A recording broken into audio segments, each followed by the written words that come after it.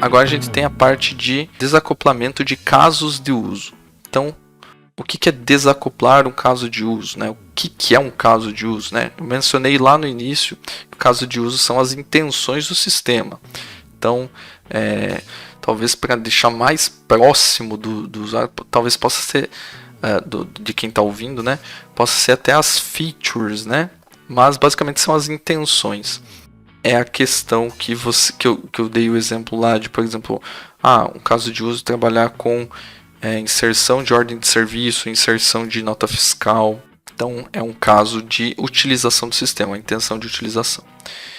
Então, a parte de desacoplamento de casos de uso, a gente deve procurar manter esses casos de uso separados um dos outros, tá? Por quê?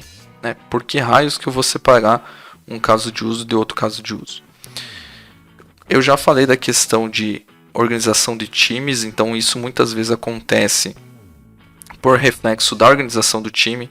Eu tenho um time que trabalha com determinada coisa e outro que trabalha com outra parte do sistema. Então são dois casos de uso, dois times separados, eles trabalham em ritmos diferentes.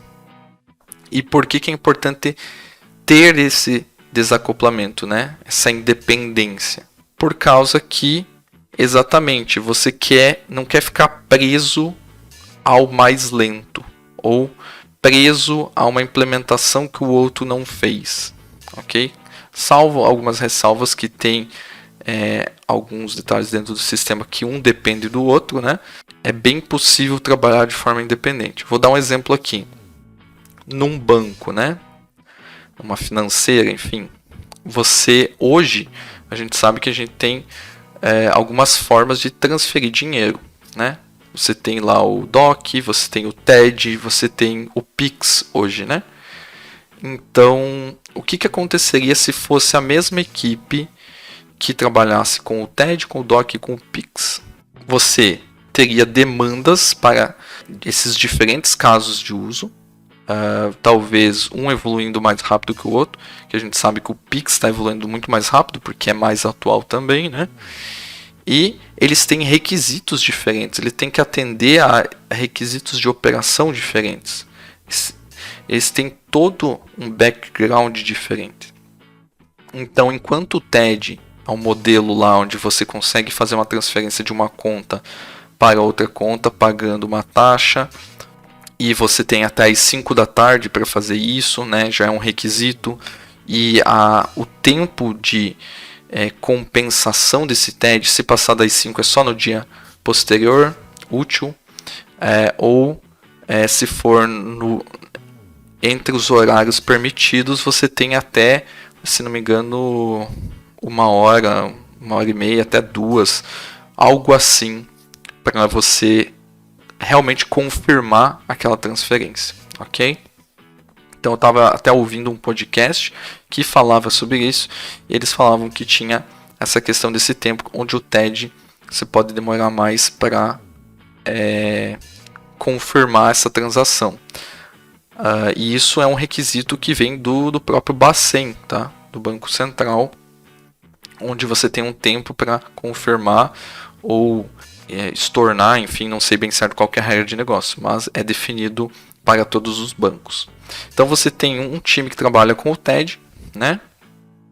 E se esse mesmo time trabalhar com o Pix, né, você vai ter outros requisitos operacionais e você pode acabar ou mesclando a estrutura do TED, já que são as mesmas equipes, ou querendo reaproveitar alguma coisa, ou forçando alguma associação que talvez seja maléfica para o teu negócio.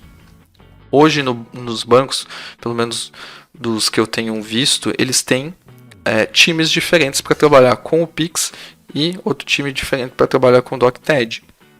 Então, o time do Pix ele tem requisitos operacionais diferentes. Eles têm que entregar em questões de segundos, né? Eu acho que eles têm até, se não me engano, até 6 segundos para responder e concretizar essa questão de transferência entre contas com o Pix. Enfim, por isso que o Pix é tão rápido, né? E perceba que você tem requisitos operacionais diferentes, você precisa atender regras de negócio diferentes, e senão você, sei lá, tem punições, paga multa, tem alguma penalização em termos que o Bacen vai impor para você.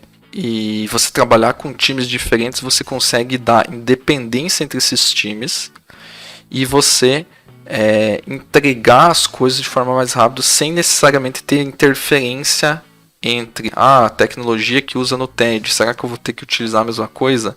Não, o Pix precisa ser super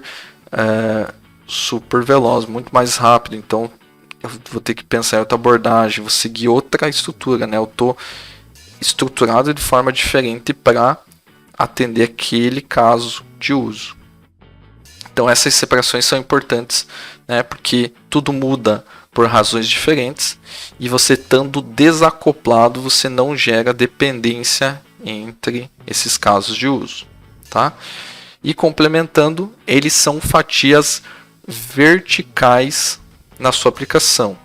E eles utilizam então uma parte de cada fatia horizontal da sua aplicação, que são as camadas.